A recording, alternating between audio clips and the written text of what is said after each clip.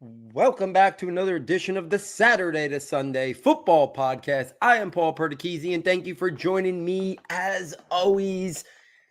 All things NFL draft, dynasty rookie drafts, IDP rankings. We continue to cover it wire to wire. If you have missed any of our recent episodes, go back and check them all out. Detailed round one, day one recap of the NFL draft, day two, full detailed recap, every player, day three, full recap, my initial dynasty rookie rankings, also from the weekend of the NFL draft. And then since then did my NFC team by team NFL draft recap show, my AFC team by team NFL draft recap show, and then most recently my IDP rookie rankings. I thought it was a good time. We're about 3 or so weeks since the NFL draft concluded. Looking forward to sharing my updated Dynasty rookie rankings. I just started my first rookie draft today. I have all my drafts starting over the next 10 to 14 days or so. I made adjustments. If you have the rankings notebook, you already have seen them in real time if you have checked out the rankings notebook and the Dynasty Rookie Rankings tab. But if you are not a purchaser of the Saturday Sunday Premium Notebooks, this is my first chance to kind of share my updated rankings, talk through some of my changes, kind of discuss some prospects that are in tiers that I could see maybe pivoting to a different player in that tier based on the landscape of your current roster. So I'm going to talk through all of that today. Again, if you want my minute-to-minute updated rankings, you do need to get the premium notebooks. In that rankings notebook, you have access to all my rankings. I just added the IDP rookie rankings this week. Starting next week, I'm going to start updating the positional overall dynasty rankings, not just the rookies, but mixing them in with all the veterans for startup leagues, for dynasty trade. You could use that. But tonight, I wanted to really hone in on sharing my updated dynasty rookie rankings. I know so many people have their dynasty rookie drafts still going on. Some have them, in the next couple of weeks. Just share my thoughts on how I approach my rookie drafts that are all upcoming as well. So let's get right into it. I'm going to start with the quarterbacks. Number 1, Cam Ward out of Tennessee. Number 2, Jackson Dart out of the Giants. Number 3, Jalen Milroe out of Seattle. Number 4, Tyler Shuck out of New Orleans. Number 5 and 6, the 2 Cleveland quarterbacks, Shedeur Sanders and Dillon Gabriel. Number 7, Will Howard, who went to Pittsburgh. Number 8, Quinn Ewers, who went to Miami. Number 9, Riley Leonard, who went to the Colts. Number 10, Curtis Rourke, who went to San Francisco. And then rounding it out, number 11, Kyle McCord, who went to Philadelphia, and Graham Mertz, who went to Houston. There has been no changes in my quarterback rookie rankings since the weekend of the NFL draft. Cam Ward sits atop that rankings. Jackson Dart comfortably number 2. I would say Cam Ward should be around that pick 5 to 6 in a overall big board in terms of super flex or 2 quarterbacks. I have Jackson Dart early second round. If you're really desperate for a quarterback, I understand maybe pushing him into that 9 to 12 range in round 1, but I'd feel more comfortable in the early portion of round 2. And then you're taking a stash approach with Jalen Milroe, but hoping that the upside is there. I know some people might say Tyler Shuck I have too low in my overall big board, which I'll share with later, because he's probably going to get an opportunity to start this year with New Orleans. But I keep coming back to, yes, they invested a second-round pick in him, but I think the Saints are going to be bad. And I really think there's a real possibility that they're picking in the top 3, top 5. And I don't think they're going to pass on next year's top quarterbacks, whether it's Garrett Nussmeier, whether Arch Manning comes out, Sellers, Drew Allar. Like, I could see them potentially drafting another one next year. So unless Tyler Shuck is really good, and while there is aspects of his game that I like, I do worry about him handling pressure at the next level. It's a bad team, not a great supporting cast. So I still have Jalen Milroe ahead of Tyler Shuck for the long-term play. Ranking those 2 Clevelands, I continue to fall back on, I like Shedeur Sanders way more than Dillon Gabriel. If somebody wants to put Gabriel ahead of Sanders, 1, because he's a little bit more athletic to maybe pick up some stuff on the ground, and because he's got higher draft capital, I totally understand that. I don't have a lot of pushback. For me, I just believe if it's a even competition, Shedeur Sanders is more talented than Dillon Gabriel. So that's why I continue to still have Sanders at that spot ahead of Dillon Gabriel. I will say I'm a little intrigued with Will Howard. if Aaron Rodgers doesn't sign with Pittsburgh, there's a real possibility Will Howard gets a chance to play this year.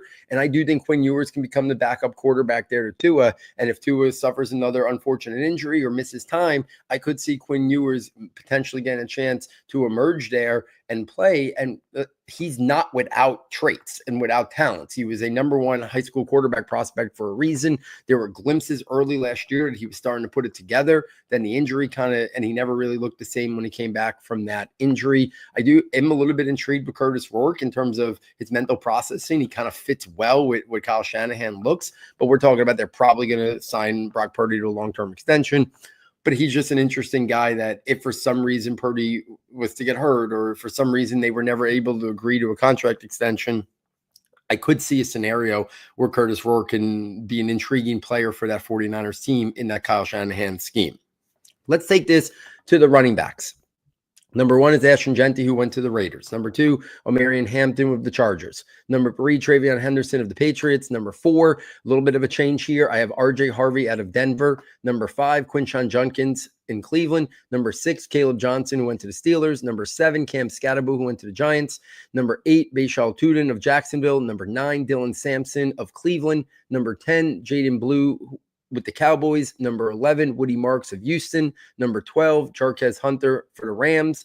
Number 13, Devin Neal of the Saints. Number 14, Brashard Smith, who went to the Chiefs. Number 15, Trevor Etienne, who's on the Panthers. Number 16, Jordan James of the 49ers. Number 17, DJ Giddens of the Indianapolis Colts. Number 18, Kyle Monangai of the Bears. Number 19, Taj Brooks of the Bengals. Number 20, Ja'Cory Krosky-Merritt with the Commanders. Number 21, Ollie Gordon of Miami. Number 22, Damian Martinez, who went to the Seahawks. 23, Phil Maffa, who ended up in Dallas. 24, Khalil Mullins to Tennessee. 25, LaQuint Allen for Jacksonville. And then rounding it out, a couple UDFA guys that have intrigue. Number 26, Marcus Yarns, who went to the Saints. 27, Raheem Sanders, who went to the Chargers. 28, Lan Larison, who ended up with the Patriots. 29, Montreal Johnson with the Eagles, and number 30, Donovan Edwards to the Jets. So let's talk about the top of these rankings. No change in the Jeanty, Hampton, Henderson. So Jeanty still clear 1, Hampton clearly 2. For me, Travion Henderson clearly 3. Where I made my first change is when I first did this, R.J. Harvey was my 6th ranked rookie running back, but I had talked about how Judkins, Caleb Johnson and R.J. Harvey were in that same tier, in that same bucket for me. Where I have fallen upon of moving R.J. Harvey ahead was immediate opportunity, Sean Payton's offense, the explosiveness that R.J. Harvey plays with. But I'm not worried about the age because we're talking about a running back. You got to look at running backs in 2 to 3 year windows. The elite running backs, you can maybe take a little bit of a longer picture when you're, doing a startup draft and you're looking at Ashton Jeanty compared to, pick some other really top running backs. But the other guys, so much changes in like RB 9, 10 to like RB 20 in a span of a couple years. So I'm looking at a more short-term window that I think R.J. Harvey has a real chance to be a 1,100, 1,200 yard rusher this year, be the clear 65 to 70%. I think Audric Estime is going to be involved. Sean Payton's always had a multi-back set. And I think he's going to look at Audric Estime, who they drafted last year, and he's going to see a role for him. And there might even be a small role for Jaleel McLaughlin. It's very similar to, when he had Darren Sproles as the 3rd back in New Orleans. I could see him doing some stuff with Joe McLaughlin, similar to Darren Sproles, but I could see Audric Estime being like his Chris Ivory or Kyrie Robinson. But I think R.J. Harvey is going to be his main guy. And I think there's going to be a lot of opportunity. It's an ascending offense, good play caller, good young quarterback, that I just saw an opportunity to maybe get top 12 to 15 RB production in year 1. And I don't think that would dramatically fall off. So that's why I moved Harvey up to number 4, put the age, the small age concerns behind me. Quinshon Judkins, who ended up with great draft capital at the top of the 2nd round. They also took Dylan Sampson in the top of the 4th round. And top of the 4th round is great draft capital as well. So I could easily see that turning into more of a committee than we want for fantasy. Still think Judkins is going to be the lead guy, But I love Dylan Sampson. Anyone who's been watching my show long enough knows that I had Dylan Sampson ahead of Quinshon Judkins. I wouldn't have drafted like that. I think the draft capital obviously significantly favors Quinshon Judkins, but he's not an established starter. So what if Sampson does look better? He could eat into some of that playing time where normally an early second round pick would be locked in and not have anything to worry about. Usually they're not coming back early fourth after early second and taking another running back in the same draft class. So there's a little bit of concern. Plus, right now, the Cleveland Browns offense is very poorly constructed, a lot of quarterback questions. So you're talking about probably not a strong year one. And you have concerns of another highly regarded rookie, with what made me take Harvey and leapfrog Quinshon Judkins.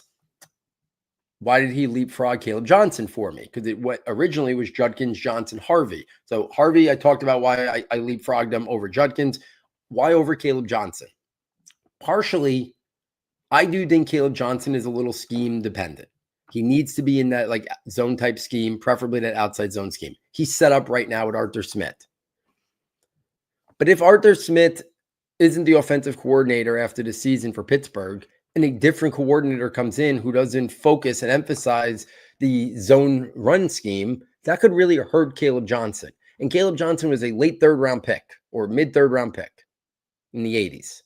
They're not going to invest their next offensive coordinator with the importance that we need to have a zone run scheme to benefit our third round rookie running back. That's just not how it works in the NFL. That's not going to be prevalent when they're doing, if they move on at any point from Arthur Smith. So because he's a little bit scheme dependent in that zone scheme where I think he can maximize and be very successful, I just think there's a little bit more long-term concern that I don't have for Harvey. All the same bucket. I have them back to back to back in my overall Dynasty Big Board that I'll share at the end. But that's the reason why Harvey leapfrogged those two. And then I have Judkins and Johnson. Not much has changed after that. Scadaboo and Bashal Tuden, I think, are back to back. I could understand an argument for both of them. I think Scadaboo has a chance to get the touchdowns early, but also be involved in the passing game. Bashal Tuden was the new GM there. Gladstone talked about wanting him, so he was a priority for them.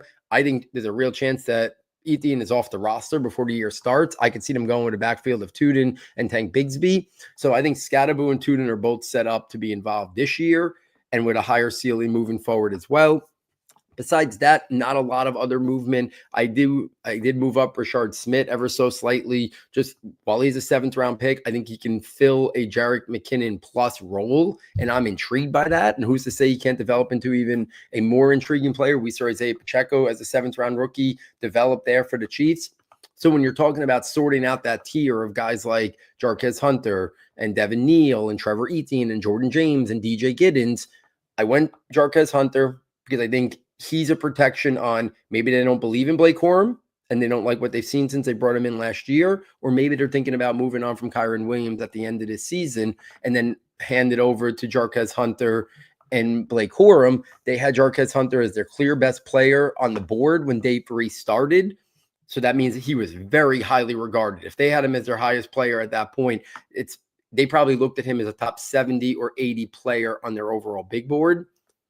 And we know the production that Rams running backs could have. It's the same reason why we were so excited about Blake Corum last year, even with Kyron Williams there. Same philosophy. So that's why I have Hunter first. Devin Neal, and it's a real opportunity. He gets a chance to play a lot for New Orleans.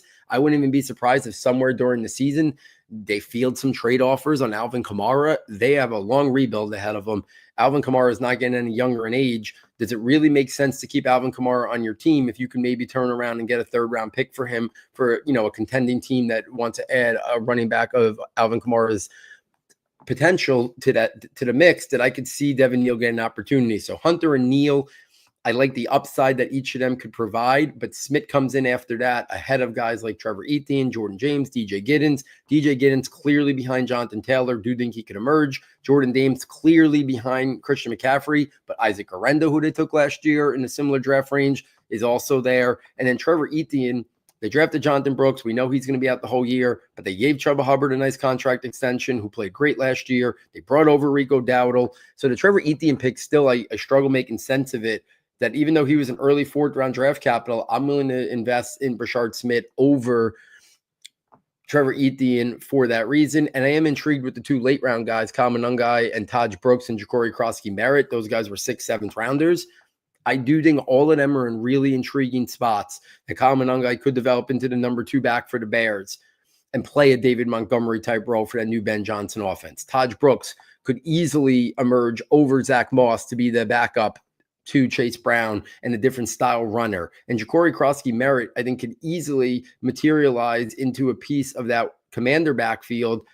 Obviously, Austin Eckler's getting up there in age. Brian Robinson's there. But I could see Ja'Cory Krosky-Merritt, who, if he didn't have those eligibility issues and played this whole year, probably would have been taken a round or 2 earlier. So I'm intrigued with all those guys as late round picks in my rookie drafts, kind of wait it out and see if they get an opportunity. Let's take this over to the running backs. Number 1 rookie running back is Travis Hunter of the Jaguars. Number 2 is Ted McMillan of the Panthers. Number 3 is Matthew Golden for Green Bay. Number 4 is Emeka Egbuka of the Buccaneers. Number 5, this is a change, Luther Burden III out of Chicago. Number 6, Kyle Williams of the Patriots. Number 7, Jaden Higgins of the Texans. Number 8, Jack Besh of the Raiders. Number 9, Trey Harris of the Chargers. Number 10, Jalen Noel of Houston. Number 11, Jalen Royals of the Chiefs. Number 12, Pat Bryant of the Broncos. Number 13, Jalen Lane of the Commanders. Number 14, Savion Williams of the Packers. Number 15, Isaac Tesla of the Lions. Number 16, Torrey Horton of the Seahawks. Number 17, Alec Iomanner of the Titans. Number 18, Chimere Dike, also of the Titans. Number 19, Ty Felton of the Vikings. Number 20, Dante Thornton Jr. of the Raiders. Number 21, Keandre Lambert-Smith, who's with the Chargers. Number 22, Jordan Watkins of the 49ers. Number 23, Jimmy Horn of the Panthers, who I could see myself moving up a little bit, to be honest with you, as I'm doing this in real time. I think I probably would move Jimmy Horn up to number, maybe just one spot over Jordan Watkins. Number 24, Xavier Restrepo of the Titans. Number 25, Tej Johnson of the Buccaneers. Number 26, LaJohntay Webster of Baltimore. Number 27, Arian Smith of the Jets. Number 28, Kanana Mumfield of the Rams. 29, Ricky White for Seattle. Number 30, Nick Nash to Atlanta. And then rounding it out with some UDFA or late round guys. Number 31, Isaiah Nair of the 49ers. Number 32, Elijah Badger of the Chiefs. Number 33, Andrew Armstrong of Miami, followed by Tommy Mallet of the Raiders, converting over from quarterback. Next up, Caden Prater of Buffalo, following and concluding it up with Dominic Lovett of the Lions and Junior Bergen to the 49ers. Not a lot of change at the top. Hunter still 1. McMillan still clearly 2. Far separated. I still have Golden and Egbuka back-to-back in my overall big board. I can easily understand someone saying Egbuka over Golden. I prefer Golden slightly. I just think the ceiling is a little bit higher. Mike Evans, Chris Godwin, still very good. Jalen McMillan, good. I do think Egbuka is best inside the slot. Matthew Golden, I think the ceiling is a little bit higher and the immediate opportunity is greater. I think that Packers wide receiver, we talk so much that it's more of a committee and they spread it around. Well, maybe they spread it around because they haven't had a guy really seize control of it.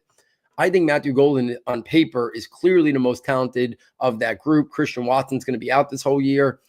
Jaden Reed has been some weird stuff. Last year, there was some weird stuff with Romeo Doubs being suspended for a game. So, Dontavian Wicks gets open but can't catch the ball, and his ball skills are questionable. So I do think there's an opportunity for Matthew Golden. So I still have Golden ahead of Egbuka. That doesn't seem like the consensus that's out there, but I do have them back-to-back and could understand if somebody's flip-flopping. I do think Egbuka has got a probably higher floor, but I think the ceiling is in favor of Matthew Golden. Where I've made my most significant change at the wide receiver position, and this is a couple reasons. One, I just love the player. Luther Burden was my number 3 wide receiver in the class. I thought his 2023 film was better than any wide receiver in this entire draft class. My initial thoughts and rankings were concerned about the depth chart and the opportunity. With Rome Odunze a top 10 pick last year, with DJ Moore still a very, very good wide receiver, the drafting of Colston Loveland. But the more and more I started thinking about it, and I say this all the time, don't let the depth charts deter you from the top of your rankings in terms of the top tier players. Things have a way of sorting itself out sooner rather than later. Maybe they move on from DJ Moore sooner rather than later. Maybe Rome Odunze is not as good as we thought last year. All I know is whether they wanted Travion Henderson and they pivoted to Luther Burden, or they always wanted to Luther Burden. Ben Johnson has been the play caller for the Detroit Lions and been one of the most prolific offenses in football. And they have fed their slot wide receiver. Amon-Ra St. Brown has been unbelievable. He's very talented, but also the schemed up opportunities he gets have been tremendous. That slot player in a Ben Johnson offense is of critical importance and value. Well, now Ben Johnson's first pick at filling that important role on his offense goes to Luther Burden III, the best yak rack player in the draft. A guy who's, if his 2020, if he played this year like he did the previous year, would have had top 10, top 15 overall upside. So I'm not worried about immediate opportunity. Yeah, right now it looks crowded. How are they going to feed everybody? But those things, if they become a good offense, I'm not worried about it. With the Lions, were we really worried about when Amon-Ra was producing and Sam Laporta was producing and Jahmyr Gibbs was producing and Jamison Williams started to produce? There was a lot to go around. And I think Ben Johnson probably envisions that. And they don't have a running back anywhere near as prolific as Jahmyr Gibbs or as a focal point as that. So I could see a scenario where if they do emerge as a good offense, it's all through these wide receivers. So I moved Burden way up, right above Emeka Egbuka. He's my number 14th overall player in my Superflex Big Board. I moved him ahead of Jackson Dart. He moved ahead of that other tier of wide receivers, Kyle Williams and Jaden Higgins. And I'm just betting on the talent, who I loved, betting on the draft capital of early second round and the landing spot and play caller situation that he fell in, that I am extremely now all the way in on Luther Burden, where my initial weekend of the NFL draft, I had a lot of reservations because of the situation where he went, and I was just overly worried about Rome Odunze, DJ Moore, Colston Loveland, and was like, he might end up being the fourth option. I don't think he's going to be the fourth option, and I think there's enough to go around to keep people happy, so I'm buying in. And I just think the ceiling for him is higher than Kyle Williams and Jaden Higgins and Jack Bash and Trey Harris. So that's why I clearly now have put him above those guys. I already had him ahead of, Trey Harris and those group, but I put him now ahead of those other guys, Kyle Williams, Jaden Higgins, Jack Bash, and separating from them on the Superflex Big Board as well, even putting him over Jackson Dart. My other movement in the wide receivers kind of came in at that 13 to 15 range, where I have Jalen Lane. I moved up Savion Williams and Isaac Tesla. It comes down to trusting the franchises that they drafted and the belief that they have a plan for these guys if they were willing to invest top 100 draft capital. Savion Williams ends up with Green Bay.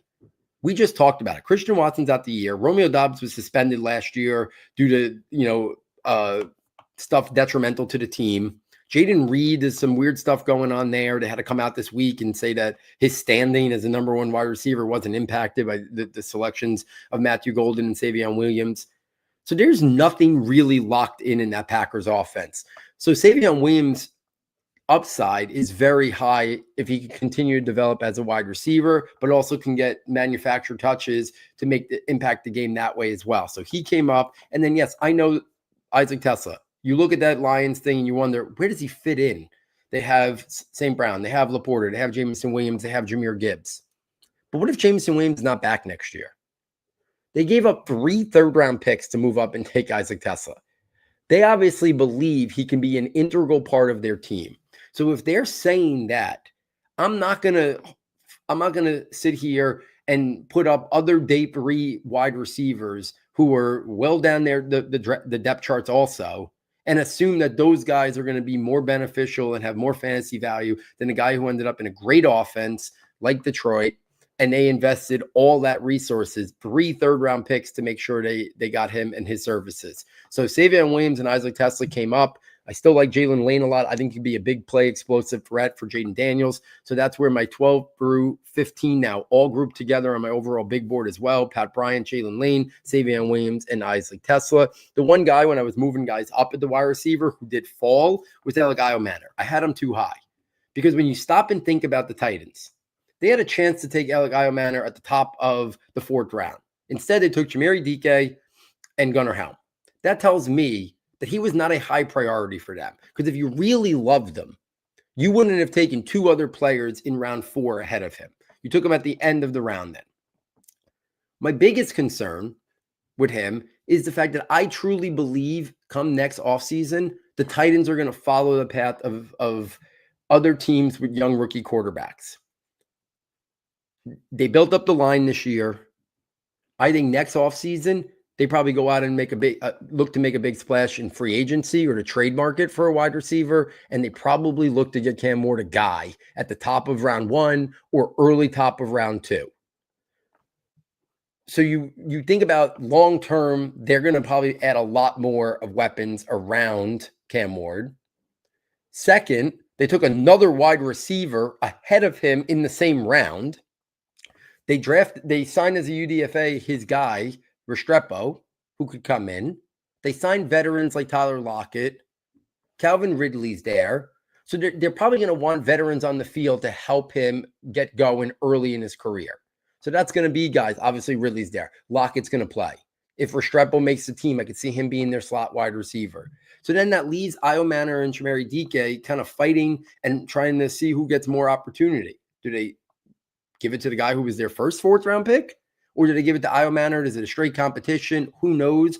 But I just think there's a lot of layers to where this could really go sideways. And I think my ranking of Io Manor was a little bit too much based on my pre-draft analysis. And I wasn't even as high on Io Manor as some people. So I thought he had to come down below these 3rd round intriguing investments like Savion Williams and Isaac Tesla. And I even am intrigued by Torrey Horton, who I think if he didn't have the injury, probably would have went late round 3 to early round 4. And I think there's more of a path there in Seattle for Torrey Horton to develop than there is a path for Alec Io Manor to emerge as a significant weapon there in Tennessee. So that's kind of my significant wide receiver adjustments.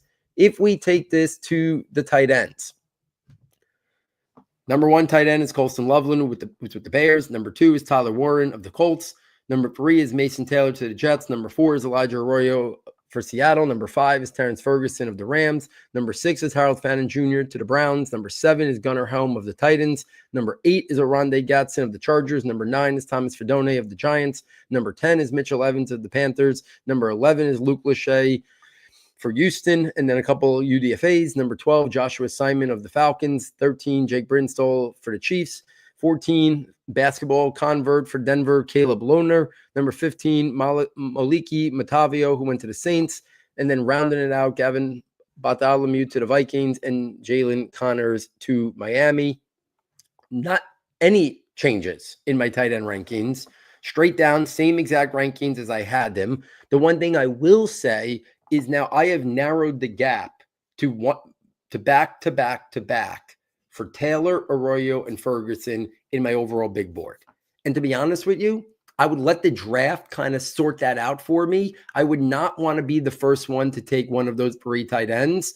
I would want to let the board play itself out, and I would want to get the last one, if possible, of that trio. I really do think you could make a strong argument that all of them could emerge to potentially be tight end 1s in fantasy football. Do I think all 3 of them plus Loveland plus Warren? Of course not. I don't think we're going to have 5 tight end 1s emerge from this. But you could see a scenario where I do think Loveland and Warren will. But out of Mason Taylor, out of Elijah Arroyo, out of Ferguson, would I be surprised if one of them is a low tight end 1 and the other 2 are high tight end 2s or mid tight end 2s? No, I wouldn't. But I think there's a path for all of them. Mason Taylor has the most immediate playing opportunity. Target share could favor Mason Taylor, who was my personal favorite before the draft and one of my guys. But he also plays in that with Justin Fields right now. What's going to be the volume of passing? Elijah Arroyo goes to Seattle, and if Noah Fant's still there, how quickly does he get the main amount of that? But they're really talking him up that they could do a lot of different things with Elijah Arroyo. He can line him up outside. He could be a wide receiver. He could attack the field. So I love the opportunity that might persist of Arroyo when he gets it. And then Terrence Ferguson. The Rams wanted Brock Bowers last year. This year, they make the trade with Atlanta, and they move back. And Ferguson's their guy that they really hone in on and want in the middle of the second round there. And they make the investment in him. Tyler Higbee looked really good at the end of last year. So he's going to be vying with Higbee to start this year. But obviously, Higbee's is up there in age. So I think Ferguson will quickly emerge. But we know they have Puka Nacua. Devontae Adams. There's a lot of options there. Kyron Williams gets a lot out of the backfield. So there's a scenario for Ferguson. So I really do think you could rearrange Taylor, Arroyo, and Ferguson in any way you want. I think the ADP probably has Taylor a little bit lower than I think Arroyo and Ferguson, but I'm okay with any of them in any order. And I could see a path for any of them becoming a tight end one. But I think you can make questions and you can have your pros and cons of why they would reach that tight end one status. So I could understand anybody making a different investment from that trio. Like I said, I would try to play the board and not be the first guy, but see the value of maybe being the team that selects the third one from that trio. So keep that in the back of your mind if you're looking to target one of those tight ends, probably somewhere in the third round of your rookie drafts. Besides that, haven't really moved anything else. I think Gunnar Helm and Oronde Gatson are an interesting, if you're looking for a real late tight end stash. I could see Gunnar Helm getting an opportunity there. Gatson's a little bit more of the pass catcher in terms of stylistically, but we know Gunnar Helm was very successful. If he didn't have a poor athletic time, he probably would have been drafted higher. So I could see either one of those being an interesting stash. The rest of those guys probably not being drafted except in the deepest of dynasty leagues. I am a little intrigued with Fedone and Mitchell Evans. I could see an opportunity for either one of them if things go right that they could develop into the starter. I don't think Theo Johnson is locked in. I don't think Thomas Fedone is that less of a prospect. I think they're very similar prospects. I know Carolina invested earlier draft capital in Jatavian Sanders, but once upon a time, Mitchell Evans was looked as a guy who could have been a round 3, round 4 prospect. If he can get back pre-injury form, I could see a path for Mitchell Evans being a more complete tight end and maybe, leapfrogging Jatavian Sanders in terms of opportunity there and become the starter. So those are my QB, running back, wide receiver, and tight end rankings. If we take a look at my overall Superflex Big Board rankings, number 1 is Ashton Genty. Number 2, Travis Hunter. Number 3, Omarion Hampton. Number 4, Tet McMillan. Number 5, Cam Ward. Number 6, Travion Henderson. Number 7, RJ Harvey. Number 8, Quinshon Judkins. Number 9, Caleb Johnson. Number 10, Colston Loveland. Number 11, Tyler Warren. 12 and 13 of the wide receivers, Matthew Golden and Emeka Egbuka. 14, I mentioned before, is Luther Burden. 15, Jackson Dart. 16 and 17 wide receivers, Kyle Williams, and then Jaden Higgins. 18, 19, the next 2 running backs for me, Cam Scadaboo and Bashal Tudin. 20 and 21, Jack Besh and Trey Harris. 22, Mason Taylor. 23, Elijah Arroyo. 24, Terrence Ferguson. I just talked about having them back to back to back. 25, Jalen Knoll. 26, Jalen Milrow. 27, 28, 2 more running backs, Dylan Sampson and Jaden Blue. 29, Jalen Royals. Number 30, Harold Fannin. Number 31, Tyler Shuck. Number 32, Woody Marks. Then those quad of wide receivers that I talked about, Pat Bryant, Jalen Lane, Savion Williams, Isaac Tesla. I have it, Bryant, Lane, Williams, Tesla. Then I have the whole bunch of other running backs in the mix, Jarquez Hunter, Devin Neal, Brashard Smith, Trevor Etienne, and Jordan James. That rounds out my top 40. And then if I'll take this to 50. 41 is DJ Giddens. 42 is Torrey Horton. 43 and 44 are the Cleveland quarterback, Shador Sanders and Dylan Gabriel. 45 and 46 are my 2 late-round running backs I'm intrigued with, Kyle Monangai and Taj Brooks. 47, Alec Manor, followed by his teammate, Shamari Dike, to see if any one of them emerge. 49, Ja'Cory Krosky-Merritt. And 50, Ty Felton of the Vikings. I think a couple things are real tight. That 6, 7, 8, 9 running back run, Henderson, Harvey, Judkins, Caleb Johnson. I have it Henderson, followed by Harvey, followed by Judkins and Caleb Johnson, still in my running back ranks. But I did put all that quad of running backs ahead of the tight ends. There's just more. Well, I think those guys have a chance to become tight end ones. Are they going to separate so much that makes them more valuable than potential RB1 or high RB2, I think is a question mark. So that's why I have the running backs ahead of the tight ends. And then even if Golden and Egbuka hit, and I'll even put Luther Burden, who I really like, if they hit, are they more than wide receiver 3 types? And that's still really good. 24, 25, 26, 27 in your wide receiver ranks. If Loveland and Warren become tight end ones, I think that's more valuable for fantasy then wide receiver Breeze.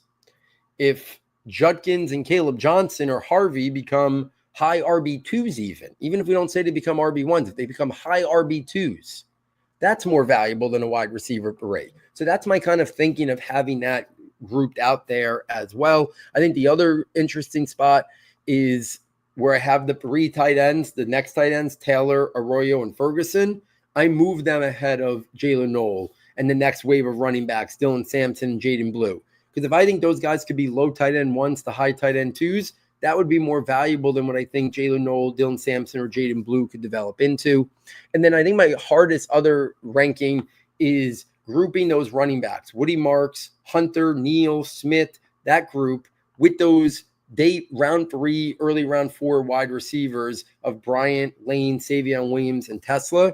For now, I have Woody Marks ahead of the wide receivers. They gave up a future 3rd round pick to make sure they got him. He could be the clear backup to Joe Mixon. He could be heavily involved in the passing game. They might look at him as have more running potential than maybe other teams thought or people who evaluate him. So that's why I like Woody Marks' component. But then I could see somebody having Bryant, Lane, Williams, and Tesla ahead of the running backs like Hunter, Neal, Brashard Smith. But I could also understand those running backs being ahead of those wide receivers. To be honest with you, it's probably very much my team preference. To me, they're all in the same tier. Those wide receivers, Bryant, Lane, Williams, and Tesla, and the running backs like Hunter, Neal, Smith, and Etienne, same tier. We're probably talking, 4th round picks in your rookie drafts. I would probably base it on my team. And if I feel like I need to take a swing at running back, I'll take a swing at running back. If I felt like I need a swing at a wide receiver, I would take a shot at a wide receiver and kind of base it off of that. If I had Alvin Kamara or I had Kyron Williams, I would definitely pivot more towards Jarquez Hunter and Devin Neal. If I had Isaiah Pacheco, probably pivot more towards Brashard Smith ahead of some of these other wide receivers. So there it is, guys. My updated to the minute Dynasty Rookie Rankings. I hope you enjoyed this show. I'm hoping to maybe get a guest on next week to kind of pick their brain a little bit about these rookie rankings, about ADP for these rookie drafts, just to kind of see what other people's thoughts are out there. So hoping to make that happen as well. Maybe somebody from the IDP industry as well. If I can't make it happen, I'll be back and provide some other content as well. If you want up to the minute my rankings, get over to the website, SS Football, fastest and easiest way to get there. For $9.99, you get access to all of our premium notebooks. You get the scouting notebook, 100 detailed player profiles, strengths, functional areas, developmental areas, how they win, NFL role, fantasy spin. You get the rankings notebook, which I've been talking about a lot this episode. That is the most important probably of the 3 notebooks right now. And then you get the draft projections notebook. And yes, the draft is come and gone, but there's thoughts on almost 400 players in there. So if you're looking for my thoughts on late round stashes in your dynasty draft or taxi squad guys, you can get my initial thoughts on those prospects as well. It is the best way to support the show and help us to continue to do what we do here. So please, if you've bought it in the past, please consider purchasing it again. If you've never bought it, please consider purchasing it and really helping us out. It is the lifeblood of what we do here. Every dollar goes right back into Saturday to Sunday, server fees, subscription fees, everything we need to continue to do what we do here. So on behalf of my sound tech engineer, David Nakano, and myself, thank you for joining us. And we look forward next time taking you from Saturday to Sunday.